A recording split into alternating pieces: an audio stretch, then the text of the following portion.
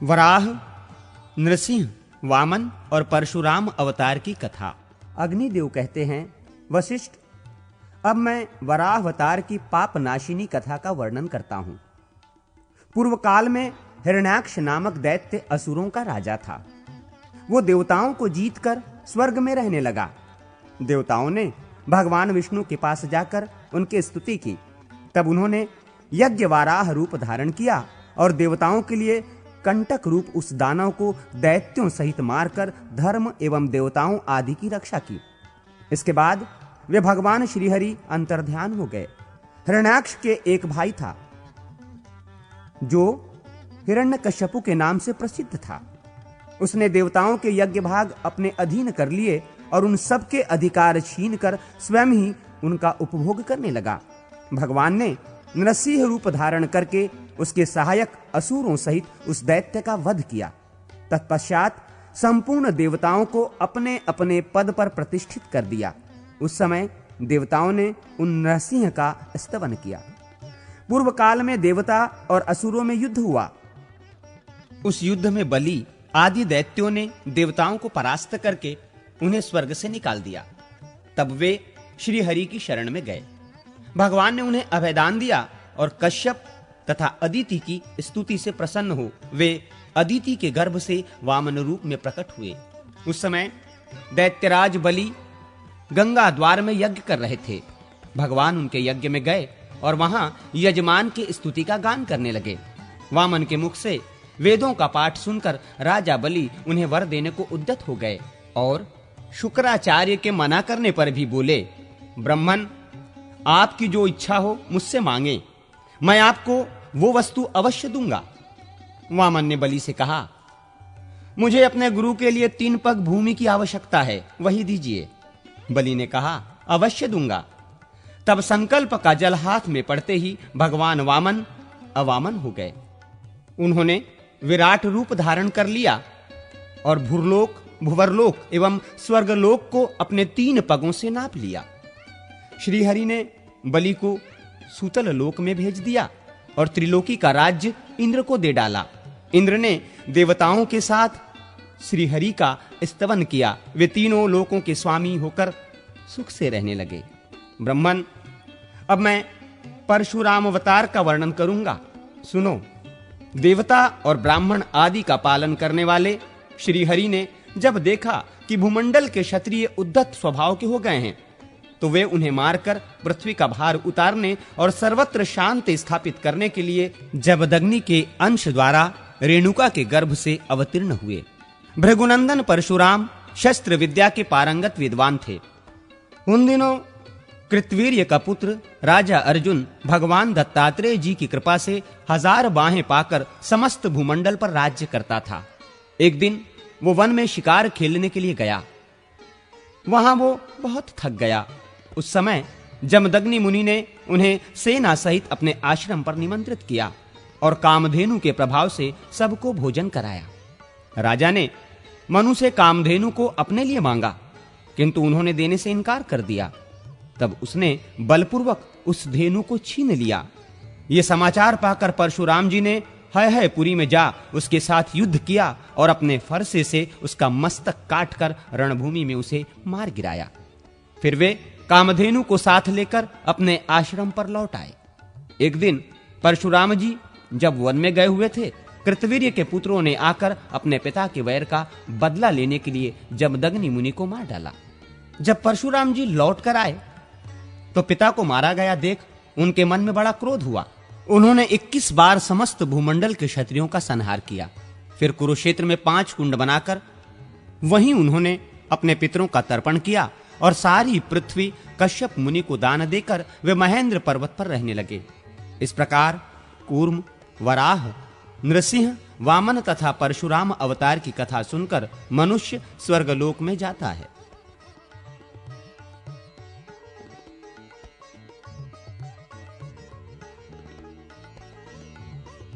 श्री रामावतार वर्णन के प्रसंग में रामायण बालकांड की संक्षिप्त कथा। अग्निदेव कहते हैं, वशिष्ठ, अब मैं ठीक उसी प्रकार रामायण का वर्णन करूंगा जैसे पूर्व काल में नारद जी ने महर्षि वाल्मीकि जी को सुनाया था। इसका पाठ भोग और मोक्ष दोनों को देने वाला है। देवर्षि नारद कहते हैं, वाल्मीकि जी भगवान विष्णु के नाभि कमल से ब्रह्मा जी उत्पन्न हुए हैं। ब्रह्मा जी के पुत्र हैं मरीचि, मरीचि से कश्यप, कश्यप से सूर्य और सूर्य से वैवस्वत मनु का जन्म हुआ है। उसके बाद वैवस्वत मनु से इक्ष्वाकु की उत्पत्ति हुई। इक्ष्वाकु के वंश में ककुस्थ नामक राजा हुए। ककुस्थ के रघु, रघु के अज और अज के पुत्र दशरथ हुए। उन राजा दशरथ से रावण आदि राक्षसों का वध करने के लिए साक्षात भगवान विष्णु 4 रूपों में प्रकट हुए। उनकी बड़ी रानी कौसल्या के गर्भ से श्री रामचंद्र जी का प्रादुर्भाव हुआ। कैकेयी से भरत और सुमित्रा से लक्ष्मण एवं शत्रुघ्न का जन्म हुआ। महर्षि ऋषिशृंग ने उन तीनों रानियों को यज्ञ सिद्ध चरु दिए, जिन्हें खाने से इन 4 कुमारों का आविर्भाव हुआ। श्री राम आदि सभी भाई अपने पिता के ही समान पराक्रमी थे। एक समय मुनिवर विश्वामित्र ने उन्हें यज्ञ में विघ्न डालने वाले निशाचरों का नाश करने के लिए राजा दशरथ से प्रार्थना की कि आप अपने पुत्र श्री राम को मेरे साथ भेज दे।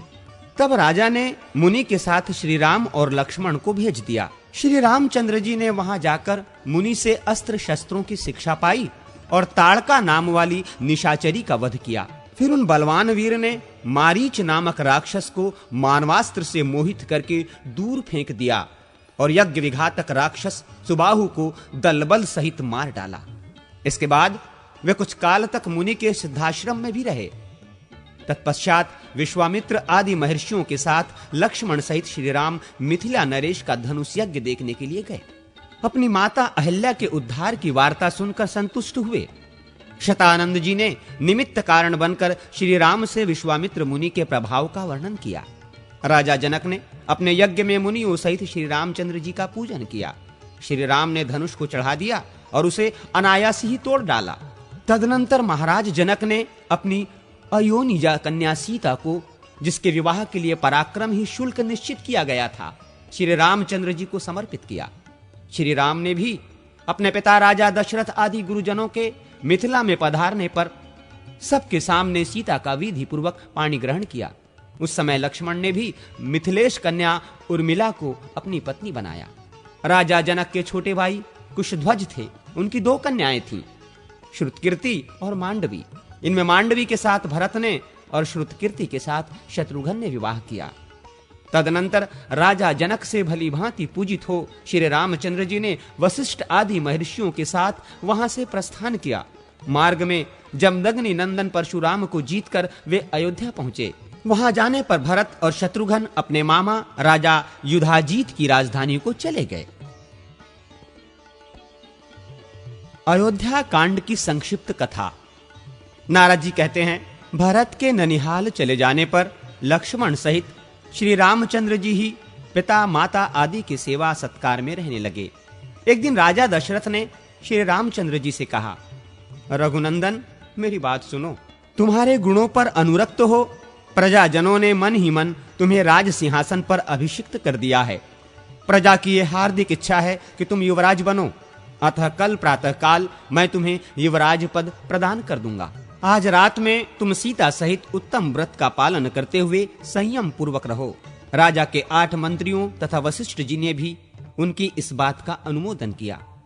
उन 8 मंत्रियों के नाम इस प्रकार हैं: दृष्टि, जयंत, विजय, सिद्धार्थ, राज्यवर्धन, अशोक, धर्मपाल और सुमंत्र। इनके अतिरिक्त वशिष्ठ जी भी मंत्रणा देते थे। पिता और मंत्रियों की बातें सुनकर श्री रघुनाथ जी ने तथास्तु कहकर उनकी आज्ञा शिरोधार्य की और माता कौसल्या को ये शुभ समाचार बताकर देवताओं की पूजा करके वे संयम में स्थित हो गए। उधर महाराज दशरथ वशिष्ठ आदि मंत्रियों को यह कहकर कि आप लोग श्री रामचंद्र जी के राज्याभिषेक की सामग्री जुटाएं, कैकेयी के भवन में चले गए। कैकेयी के मंथरा नामक एक दासी थी जो बड़ी दुष्टा थी। उसने अयोध्या की सजावट होती देख श्री रामचंद्र जी के राज्याभिषेक की बात जानकर रानी कैकेयी से सारा हाल कह सुनाया। एक बार किसी अपराध के कारण श्री रामचंद्र जी ने मंथरा को उसके पैर पकड़कर घसीटा था। उसी वैर के कारण वो सदा यही चाहती थी कि राम का वनवास हो जाए। मंथरा बोली, कैकेयी तुम उठो, राम का राज्याभिषेक होने जा रहा है। ये तुम्हारे पुत्र के लिए, मेरे लिए और तुम्हारे लिए भी मृत्यु के समान भयंकर वृत्तांत है, इसमें कोई संदेह नहीं है। मंथरा कुबड़ी थी। उसकी बात सुनकर रानी कैकेयी को प्रसन्नता हुई। उन्होंने कुब्जा को एक आभूषण उतार कर दिया और कहा, मेरे लिए तो जैसे राम हैं वैसे ही मेरे पुत्र भरत भी हैं। मुझे ऐसा कोई उपाय नहीं दिखाई देता जिससे भरत को राज्य मिल सके। मंथरा ने उस हार को फेंक दिया और कुपित होकर कैकेयी से कहा। मंथरा बोली, ओ नादान, तू भरत को, अपने को और मुझे भी राम से बचा। कल राम राजा होंगे, फिर राम के पुत्रों को राज्य मिलेगा। कैकेयी, अब राजवंश भरत से दूर हो जाएगा। मैं भरत को राज्य दिलाने का एक उपाय बताती हूं। पहले की बात है, देवासुर संग्राम में शंबरासुर ने देवताओं को मार भगाया था। तेरे स्वामी भी उस युद्ध में गए थे। उस समय तूने अपने विद्या से रात में स्वामी की रक्षा की थी। इसके लिए महाराज ने तुझे 2 वर देने की प्रतिज्ञा की थी। इस समय उन्हीं 2 वरों को उनसे मांग। एक वर के द्वारा राम का 14 वर्षों के लिए वनवास और दूसरे के द्वारा भरत का युवराज पद पर अभिषेक मांग ले। राजा इस समय वे दोनों वर दे देंगे। इस प्रकार मंथरा के प्रोत्साहन देने पर कैकेयी अनर्थ में ही अर्थ की सिद्धि देखने लगी और बोली, कुब्जे, तूने बड़ा अच्छा उपाय बताया है। राजा मेरा मनोरथ अवश्य पूर्ण करेंगे। ऐसा कहकर वो कोप भवन में चली गई और पृथ्वी पर अचेत सी होकर पड़ गई।